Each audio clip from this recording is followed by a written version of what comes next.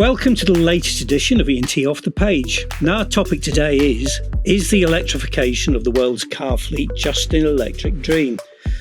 I'm joined as ever by my colleagues in the E+T editorial team, that's Jack Loughran and Tanya Weaver, along with our special guest today, Claire Miller. Claire is an innovator and engineer, an advisor to high-impact UK startups and established organisations in mobility and energy. She has experience in emerging and establishing technologies and policy and regulation across electric vehicles, charging and energy flexibility. Welcome to our podcast, Claire. Thank you for having me. The theme for this podcast was triggered by an article we ran in the last issue of E+T, which looked at 200 years of development in electric vehicles. It was only recently, of course, that they've hit the mainstream. And now there are so many subtopics that fall under electric vehicle umbrella that are worthy of podcasts in their own right. And maybe we will pick up on these at some point in the future. But maybe the biggest ones at the moment are the upfront cost of the cars, range anxiety, the charging infrastructure, and how are we going to generate enough electricity to power them all? So perhaps I could start with you, Tanya, as I know you've been delving into some context-setting numbers. Right, yeah. So some figures from 2023. There are approaching 1.5 billion cars in the world, most of which are in Asia. Of these 1.5 billion, only about 14 million are electric. That equates to just 3%. However, when it comes to new cars, of the 75 million new cars produced in 2023, around 14 million were EVs.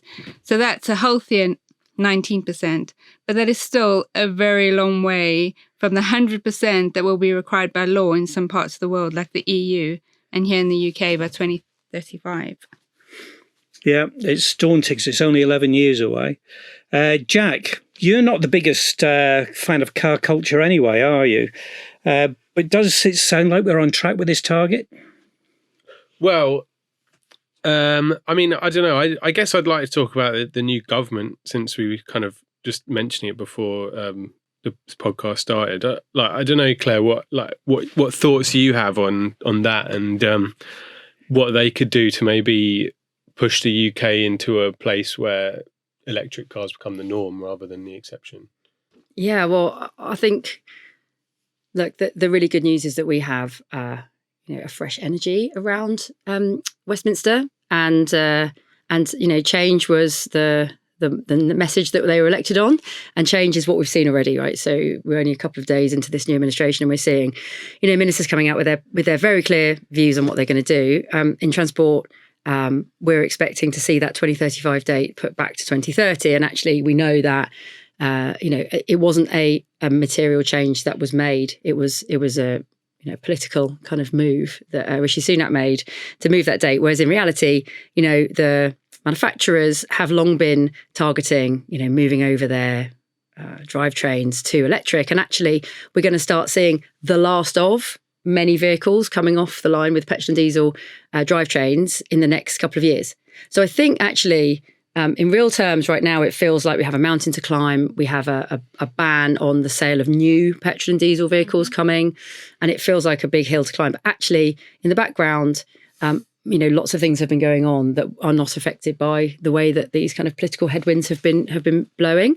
So yeah, I think kind of brace ourselves for 2026, 27, seeing like the last of lots of small to medium-sized cars. We won't be able to buy those anymore in petrol and diesel because manufacturers are moving over to electric drivetrain. So I'm quite interested to see how that starts to play out. But shifting that date back to 2030 is a good thing. It's what we were aiming for, but most of the completed cars are not made in the UK, are they? So most of the European manufacturers will still be aiming for that 2035 date. So it's all very well putting that date in place, and it's clearly a good thing, but is it actually feasible when the main makers of these cars aren't going to be geared up for it yet? I disagree with that. And the reason I disagree with that is, one, it wasn't a material change to move it from 2030 to 2035. So what that change did was allow the sale of hybrids into that 5-year period and extending that sale. So actually what it really achieved, and we can see this from data, Auto Trader had some excellent data on this actually in terms of customer confidence, it was to completely undermine kind of customer confidence in the UK. But in engineering terms, in manufacturing terms, it didn't have any impact because those changes are already afoot. It is interesting looking at what's going on in Europe and more broadly the US. China, we can't talk about any of this without talking about China, and maybe that'll come in later in our conversation. But some countries looking at increasingly punitive kind of taxation on importing vehicles from China, which also plays into it. So from my perspective, I can see already where manufacturers are going to turn off their production because they've been planning to do this for a long time, and because they're moving over and they're making very public commitments to how fast they're going to move. And also in the UK, we've got to mention the ZEV mandate. We have this Zero Emission Vehicles mandate, which is this sort of ruling on how far and how fast we move to electric vehicles. So the first 3 years of that, this year, next year, year after, we have a banking and borrowing kind of scheme available, which allows manufacturers to go a bit slower to then go a bit faster. It's a really fascinating time in the UK. There's lots of factors coming into play around who will be the winners and losers. I think in summary, and taking a big step back, the manufacturers are very aware. It's how far and how fast they're going to go at it rather than if. It's not a question of if anymore.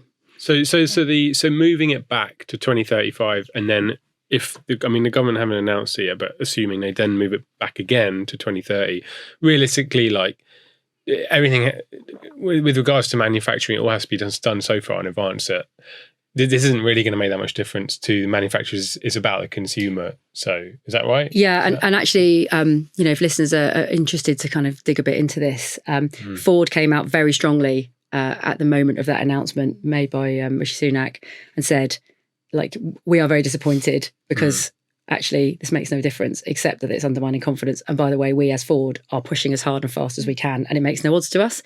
That really took kind of the EV industry a bit by storm in the UK because it said for the first time really loudly and clearly, like a legacy manufacturer was really leaning into this. And it was quite unusual for them to come out so strongly kind of against the government of the day and say, you can mandate what you want, but this is what we're actually going to do. The thing is, I keep reading all this stuff that says like we don't have enough charging infrastructure. There needs to be more intercity charging, more charging on motorways. Charging is too slow. Need more superchargers, etc., etc. I mean, is the UK going to be ready for the move by 2030? And I know it's not like it hits 2030 and suddenly everyone scraps all their diesel cars and immediately buys electric vehicles. So actually, it's the beginning of a long process rather than the culmination of it. But I mean, do you think we're anywhere near like ready for that? Well, I find it quite interesting that we are at that point. We're starting another 5-year cycle, parliamentary cycle, and there's actually an awful lot of net zero progress targets that are based around 2030. This is just going to be one of them. We're assuming that they are going to bring this forward, but it effectively means if we go up to mid 29, that this government is responsible for actually making concrete, definable steps along that path. And this is very much true in this case as well, isn't it? That they are now measurable steps that they need to achieve in their parliament. We're not pushing things forward to the future anymore. Yeah, I think transition, not cliff edge, is kind of the mantra of this transition, and actually the decarbonisation of energy, not just transport, heat and other key decarbonisation activities in the UK. So with regard to the EVs and infrastructure, there's lots of work been going on, and I'm not going to sit here and kind of support and kind of mark the homework necessarily on the last government, but in terms of practical programmes that are happening and have been happening, there is a huge amount of work going on to fund and then deploy that funding locally. So like Levi, the local EV infrastructure program, is putting on street and local charging. The Rapid Charger Fund is going to put high speed charging, and then not just passenger vehicles, right? We need to think about vans, larger vehicles, EHGVs. So we have ZHID. I mean, it's a world of acronyms, the EV. ZHID, which is about zero emissions, like heavy goods vehicles, and putting in infrastructure. So I think the point you make is a really good one. I would always temper that with, if you're reading something on Facebook and it sounds a bit inflammatory. Take a step back, have a cup of tea, have a think about it. And as engineers, hopefully, technical people listening to this podcast, we're already critically thinking in our day to day. And I think, it's really easy to fall into traps around, catastrophizing, because it's a big change and that feels scary. But I think when it comes to the infrastructure, there's lots of elements that we'll hopefully talk about today, not just the fast chargers on the motorway and not just, the ones that we can see right now, because there's an awful lot coming as part of the transition. Well, I just wanted to say, you've got all of these manufacturers that are pushing for EVs, but what about the consumers who are buying these cars?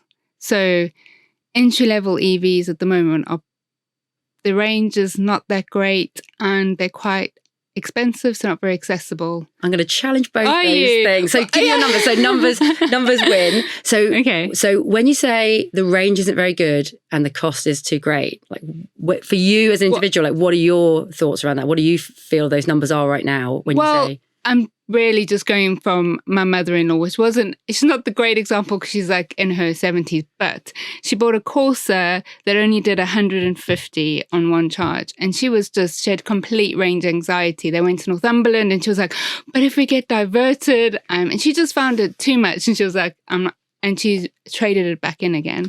So I know that she's perhaps not the best example, but, from what, I'd love to buy an EV, but I just think, God, I can't, my little Fiat 500 at the moment, cost me no money at all. So, so that's really interesting. So, and I think what you said that actually is a really powerful, lived experience actually around education. Yeah. And actually, just like you can buy a petrol or diesel car that will go a really long way, or you can buy them that are really expensive versus really cheap. EVs are just the same. Okay. And unfortunately, for lots of reasons, we probably don't have, the next 3 days to debate this on a podcast, but, lots of reasons why right now there is a gap in education. One is that they're really new still. Yeah. Right? And another is that there hasn't really been a focused effort to help people on this learning journey. So it's really sad, and I'm disappointed for your mother-in-law that she didn't get that help when she was buying it to say, how far do you normally go? Yeah. How do you charge on the go? Because most people don't drive more than 20 miles a day. Yeah. And that 150 miles would have been perfectly adequate if she'd had the help to learn about maybe charging and how she would to navigate to chargers. Yeah. The other one to say is in terms of the cost of vehicles, they have been quite expensive, but there's two really big bits of good news. So one is around salary sacrifice. So you can access this really low benefit in kind tax rate via salary sacrifice. If listeners haven't got it, don't know what it is, have a look online. I'm going to plug my old employers, Octopus Electric Vehicles. I was one of the founding directors of the EV business. We built a salary sacrifice scheme to help people get EVs really cheaply, but probably your mother-in-law isn't an employee of a business anymore. I'm going to make an assumption. No. We've got some super cheap vehicles coming, right? So we've got OEMs, so manufacturers who are very motivated to sell EVs to make their ZEV mandate targets. Okay. So have a look at Dacia Spring. Dacia Spring. Do you know how much a Dacia Spring is? Tell us. £15,000. See, that's, What, new? New. Oh, really? Brand new. You see, that just coming out. A lot more palatable. Yeah. For sure. I think also the way that people finance cars these days makes a big difference. First of all, I'm aware that this perceived gap between how much an EV costs and a petrol car costs is not as big, anywhere near as big as it even was a year or 2 years ago, let alone 5 years ago. So that's coming more into line. But also that people like having new cars, and you think, how can people afford these cars that cost 30 grand, 40 grand, so on? It's because they all have them in these finance packages and so on. And that evens out can be factored into the cost of an EV, and particularly when the actual use of the operational cost of the EV is so much cheaper, although it's not always cheaper, as depending where you live in the world. We can talk about that later. But those initial costs, or the cost of financing an EV, are not necessarily any bigger at all than the petrol car. No, I mean, I don't want. I feel like I'm, should be do some disclaimers. I'm not representing any particular manufacturing brand, but another example is BYD, so Chinese brand, the Dolphin, which is a kind of small, like sort of small family-ish car, like an old Polo. You'd think of like that kind of size. £249 up front, and then £249 a month. on a personal hire. Yeah. Right. Again, it's about, can you get credit and do you feel comfortable with that way of leasing a vehicle, which is quite new to people. But that car will do, 220, maybe more miles. So the technology is coming, the options are coming. And your point about parity as well, of course, secondhand, we're seeing price parity now. And my clarion call there to the new government is, the reason that the secondhand EVs aren't flying off the shelf, because they are often cheaper to run and sometimes much cheaper to run if you can charge it at home and you're on a good tariff. Is about confidence and education. Yeah. So it is a point in the transition, and I'm hoping we'll look back, maybe listen back. It's actually interesting you say they're often cheaper to run, because to be honest, I kind of assume they were always cheaper to run. Well, if you rely on public charging at the moment, then you're going to be paying the price that the charge point operator is charging you. There is a long-running campaign to bring VAT parity between the price that you pay for or the VAT that is applied, to your home energy, and the VAT is applied to charging on the go in public. So right now, if you live on a terrace street or you can't charge at home, then you're going to be paying higher prices. Whereas if you're charging at home, you can access tariffs, for example, Octopus Energy, Intelligent Octopus Go is 7p overnight. You have others that are 7.5, 8p. So if you don't have a driveway or you can't get access to your home tariff via a charging cable, then you're going to be paying more. Now, actually, if you look at the total cost of running your car, we have to remember things like insurance, MOT, road tax. Like these are things we have to keep in mind that are different, more higher pricing for ICE vehicles.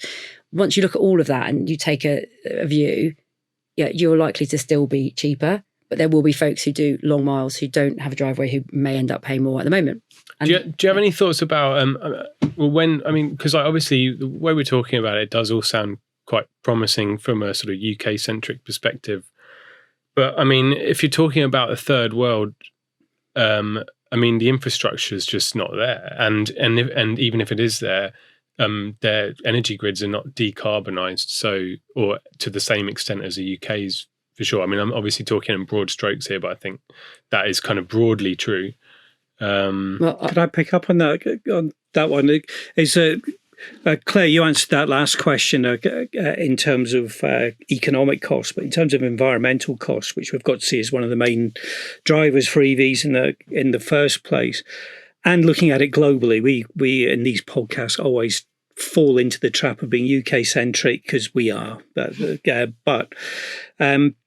it's so important where the electricity is coming from to charge these. In China, the chances are that the electricity is coming from coal-fired power stations, and it is not environmentally beneficial whatsoever to have EVs. I would challenge that as well. So China is building more renewables faster than anywhere in the world. They are also building new coal, but I think we need to be careful about kind of hyperbole around these sort of statements, and again, go back generalization, to kind of data and fact. And I think the point is really well made that where you charge the vehicle is a really important part of that. And in the UK, we have one of the fastest, if not the fastest, decarbonising grids in the world, which is something to be very proud of.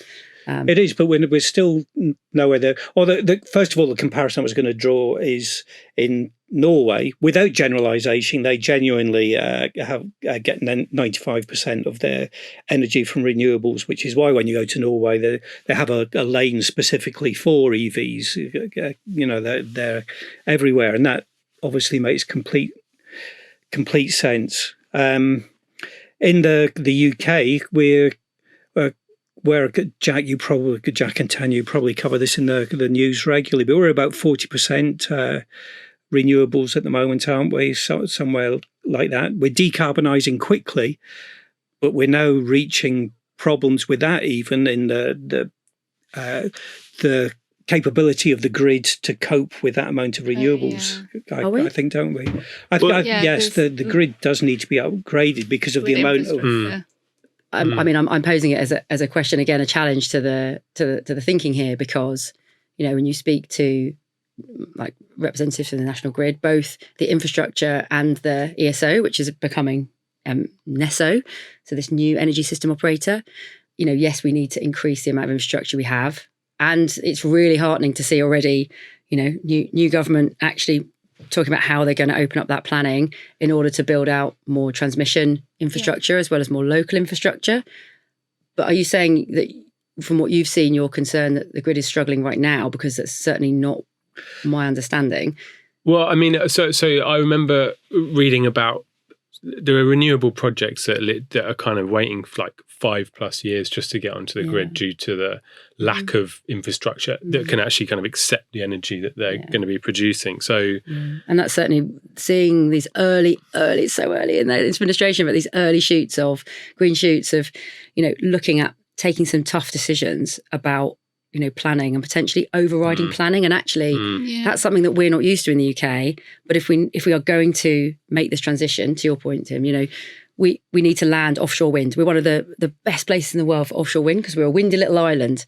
We need to land that energy. That means we're going to have, onshore nodes to receive it. And we're going to need to build pylons across the countryside to actually bring that energy to where it's needed. We need storage as well. That's the other massive important part of this story around the grid is actually we can't move to a high penetration of renewables without a lot of storage, because we can't just turn on and burn something anymore. We need to store that sun energy, that wind energy. I suppose on that point, because I don't want to go too, I think we could probably just spend the rest of the podcast talking about the grid, whereas actually we should try to focus on the EVs, but with regards to storage, what do you think EV? Because I've heard there are examples where where EVs can actually be used as like a temporary grid storage, where that's almost becomes like another energy facility.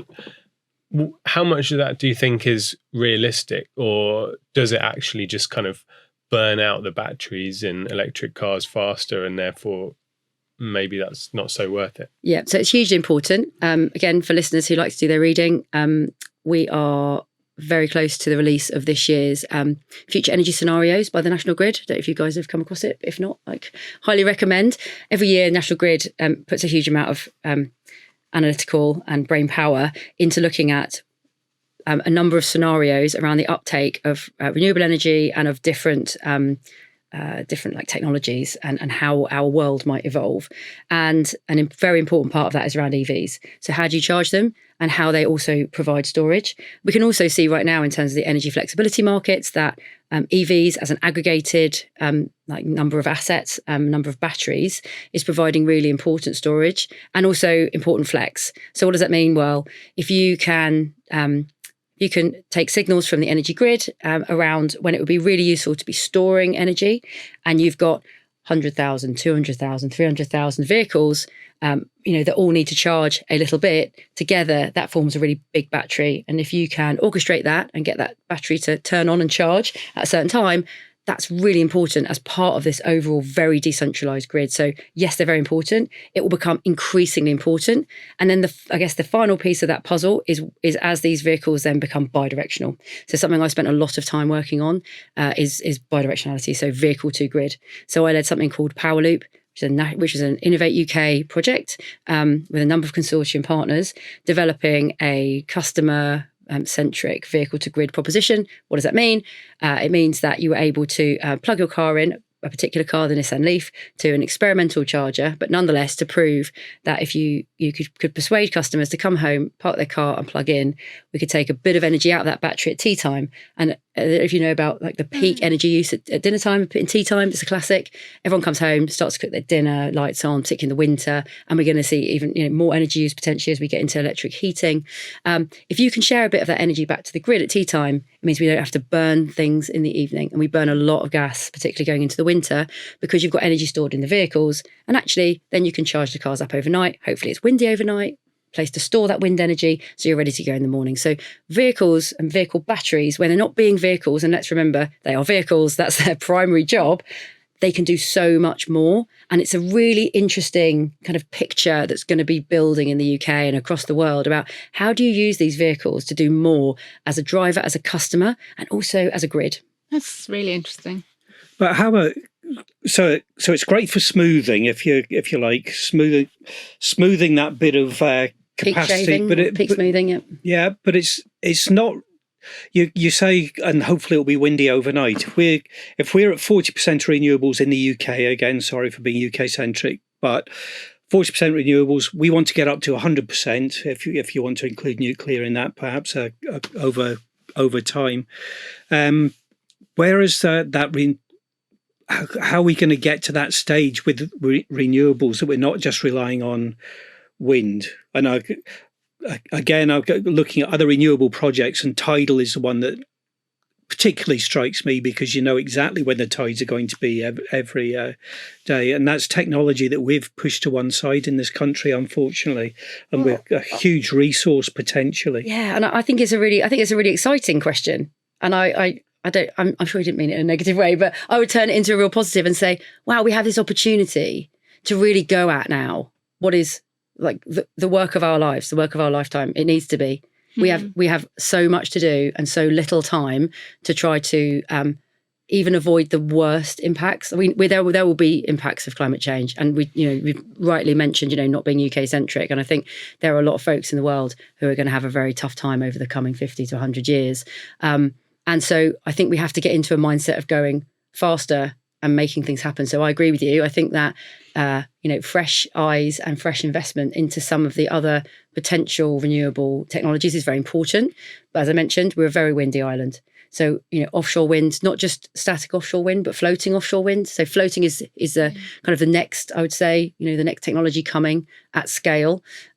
Onshore wind and also solar, and then many other kinds of storage as well.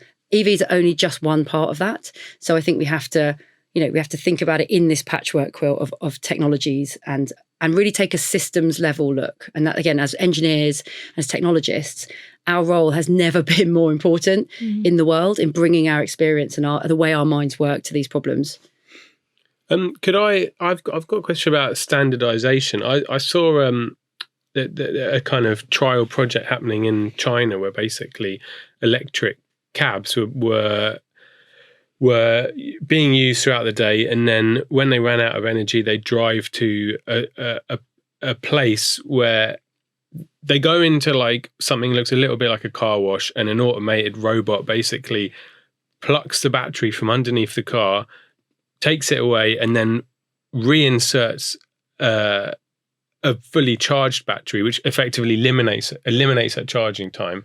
And obviously then that depleted battery is then being charged at the facility, which can then be used once full, can then be used for but obviously that requires like a standardization of battery technology across multiple manufacturers. I mean, in this case, it was just a trial, I think, with one manufacturer, so that makes sense. But I wondered if you think that there's any possibility for that, for a more generic kind of battery, so so it's less challenging to maybe manufacture them and reuse them and recycle them, if all the batteries are the same size, shape and so on.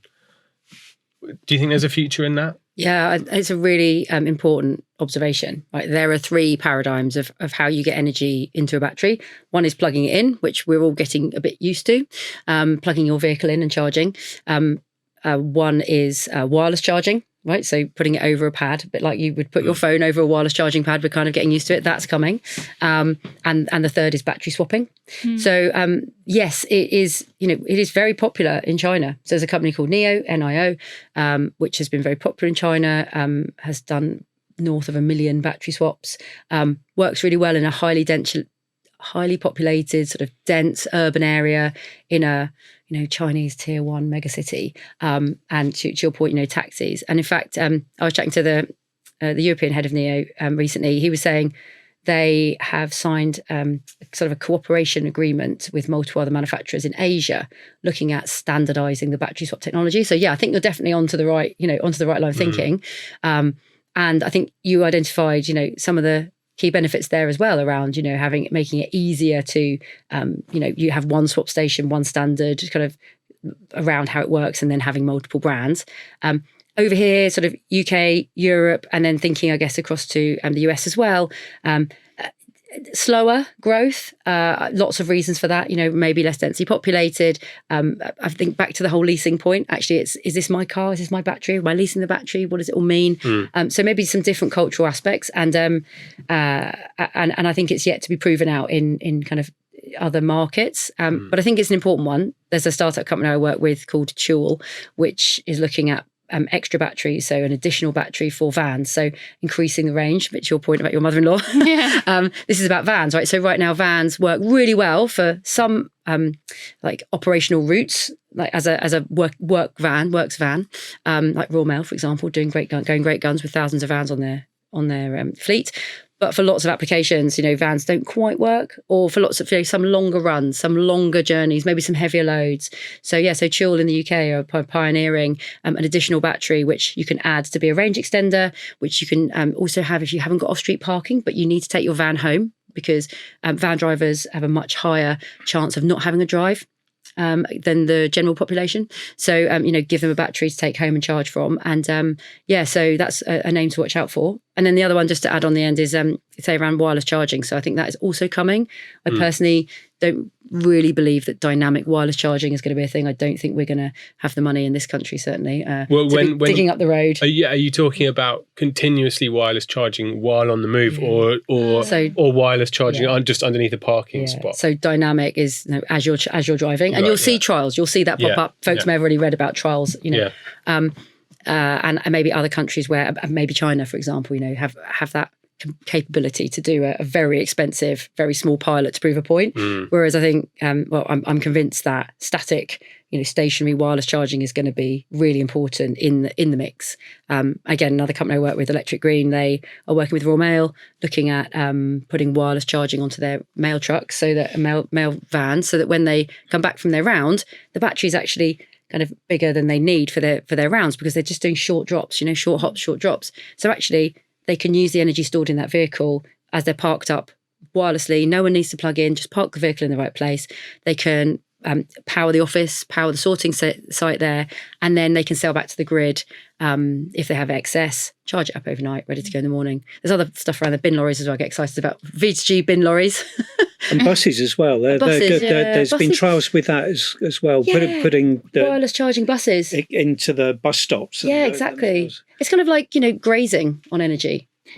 Yeah. I was just going to say, this is what engineers do. It's problem solving. It's like there's lots of interesting things coming up. I think we can get down about it and go, well, what about the batteries itself? What about the raw materials? But I think you've got to, this is... I think whataboutery is the kind of enemy of all progress. Because if you really sat and thought about anything, you wouldn't do anything. You wouldn't try anything. Yeah. You wouldn't, what about if this thing went wrong and that thing went wrong? It's important to be rational. But if we don't go into some of these things with being kind of with that innovative spirit, then we wouldn't try anything. And you know what? Some of it isn't going to work. Some of it's going to be a dead end, and that's important too to kind of share where things didn't go right or things it's part of the aren't engineering working right. process, isn't it? 100%, yeah.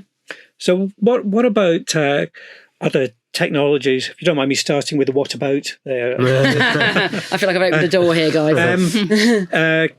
So hydrogen has obviously been mentioned. What I'm saying is, are we looking at pure electric as the answer? And another example I had was I went on a test drive in a Mazda hybrid, which has got rotary generator technology behind it. So it operates purely on the battery. The wheels are driven by electric motors only. And if the charge runs out, then this rotary generator kicks in and rotary engine. The dreaded Wankel engine. Or the infamous Wankel. Mazda are experts in it, yeah. Yeah, and they were doing it 20 odd years ago, I think, and they're kind of reintroducing it because it is this way of supporting. It's almost like fully electric. If you, as you alluded to earlier, Claire, if you're only doing short trips, you don't need to worry about range anxiety. But this adds another 200 miles if you want it in. So basically, what I'm saying is, are there hybrid technologies that we could still use going forward, or should we be looking at other things like hydrogen as well? Well, I mean, from a hydrogen perspective, just to take that one, it's really simple physics. Like, it's really straightforward physics. I'm not the person to kind of elaborate further beyond directing folks to look at Michael Liebrecht and the things that he talks about in terms of his hydrogen ladder, and to actually just have a very quick look at how much energy you need to make hydrogen to even then use it. it's doesn't really make sense for most applications. So it doesn't, unless the energy used to make that hydrogen is free to start with, and so I'm talking about a byproduct of excess renewables. And I've facetiously said on other podcasts and other interviews, when we live in the Star Trek world where we have so much abundant energy that it's we don't know what to do with it, and that then you can think about applying hydrogen to anything and everything, and people should definitely do that if they can make a commercial case for it. And so actually, we get fusion ongoing. Right, or something look at ZHID, which is the freight trial I mentioned. There are 4 projects, one of which is hydrogen. Now, for the battery EHGVs, there is technology now. These are production vehicles. They're more expensive, and that's painful for freight operators, right? So, because these are businesses, these are operational assets. So, helping them get access to the vehicles and then start using them, putting in existing charging infrastructure, getting over some of the planning we talked about earlier, kind of helping through these grid connections. All of that is advancing existing technology that is coming to market and is expensive right now. The hydrogen project is an entire supply chain of hydrogen that's having to be kind of invented and created around the project. And I would say, there are no legal barriers or challenges to hydrogen, and there haven't been for the last 10, 20 years. So I think if folks are committed to hydrogen and they want to build that out, then they definitely should.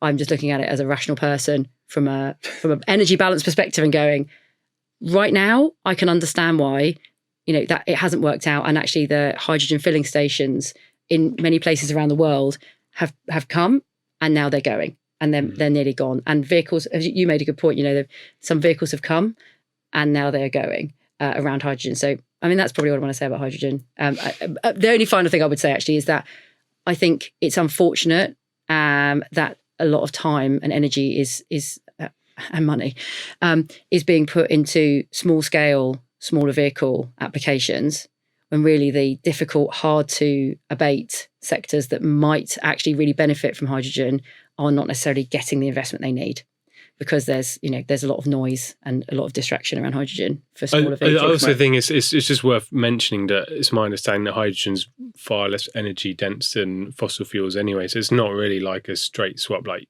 you've got to have a bigger engine in the car and that increases weight and all of it. Yeah. When again you look at 3 to 4 times the energy, it's an energy balance. On hybrids, it's really interesting. I think again from a practical engineering mindset, I've always looked at them before I even got into working in EVs and went, but you've got an engine and a battery, so whichever one you're using, it can't be being used most effectively because you're dragging around the other powertrain. So you're going to spend more money having two much more complicated as a vehicle, as a system, because you've got this duplication, and whichever one you're using isn't working, is having to deal with the other, weight and complexity.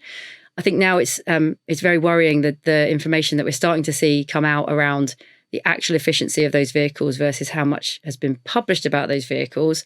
And I think fundamentally, the way that battery technology has moved on and is moving incredibly quickly, batteries work for most passenger vehicle applications, and therefore I think it's if I had a policy magic wand, I would move away from hybrids as fast as possible, because it's the worst of both worlds. And if we therefore can look at how we improve the ICE engines we do have and will continue to have, I think that would be a better use of engineering investment.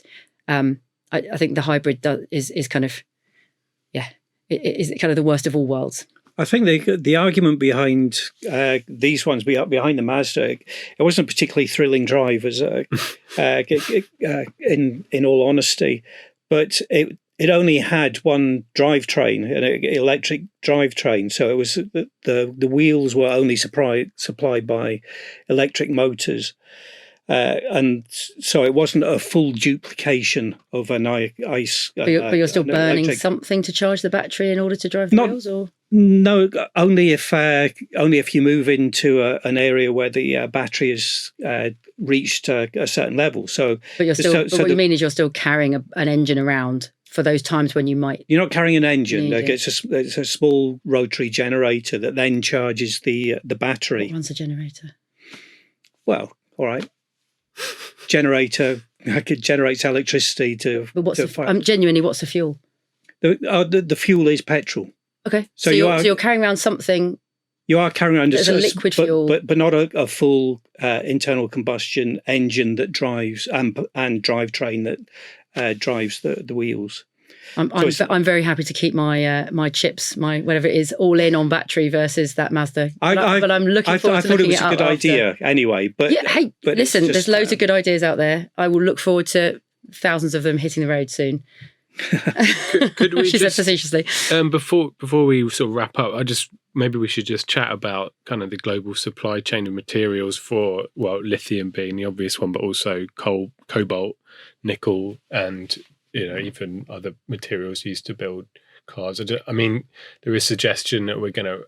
I mean, I've seen kind of all sorts of things saying, "Oh, we're going to run out of lithium by 2050." Or, I mean, do you have any thoughts on that kind of thing? Like, I think it's interesting to think about how far batteries have come and how fast battery chemistries are developing and where they're going next.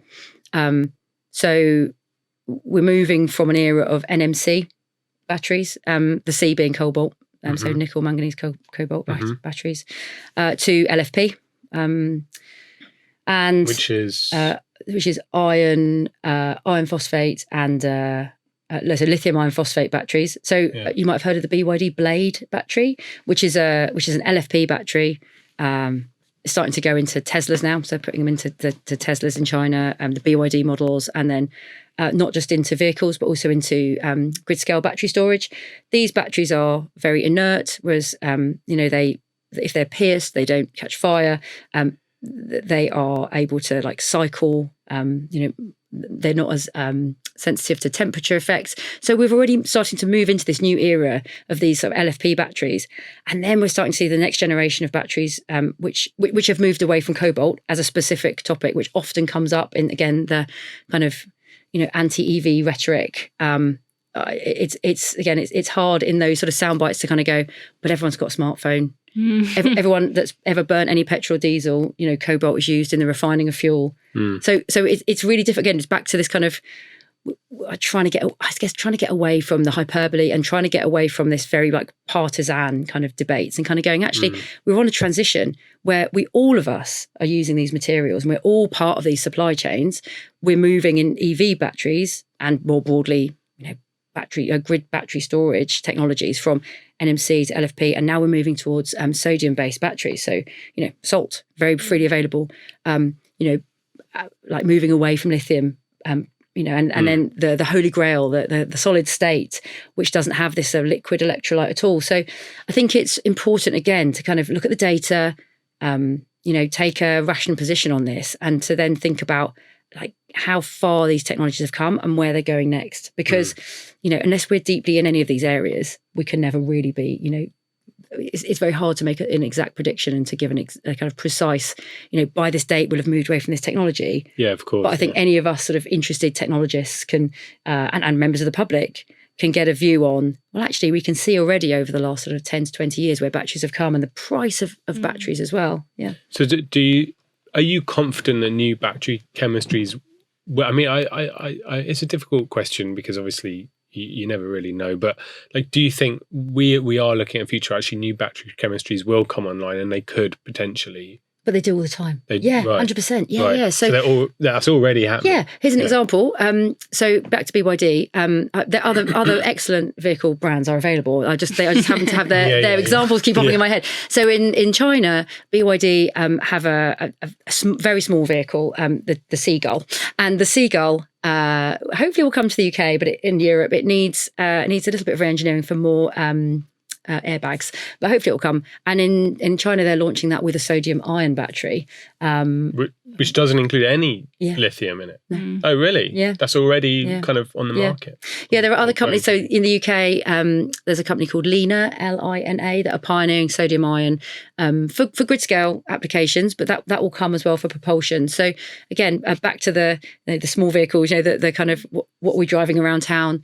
Those vehicles, they don't need an incredible LFP 300 miles on one charge battery. They need to get you around town, and then the other thing to say, actually, just I don't know, slightly shoehorning, but, we don't necessarily need cars. So we have something called L6, L7 category, which are not designated as cars per se. So have you heard of the Citroen Ami and the Microlino? No, so these are kind of, they look a bit like a tiny car, but they're not designated as cars. Like a smart car style thing. Yes, although a smart car is still a car. Yeah. But these tiny vehicles, they're in the sort of, I don't know, £5,000 to £15,000 range, say, which are speed limited and have and have a smaller battery. But again, for around town, this is what we need to be thinking about. And that's again where I think the sodium ion batteries will start to see them probably come first.